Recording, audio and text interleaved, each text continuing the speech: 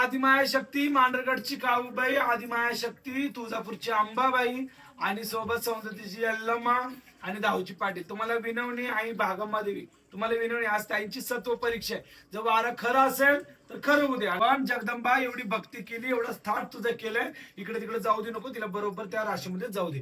बोलाई राज बोल माणूच्या काऊबाईचं, बोल माणूच्या काऊबाईचं. हे बघा, त्यांचं वार खरं असेल याच्यात रास लावली मी, बरं का.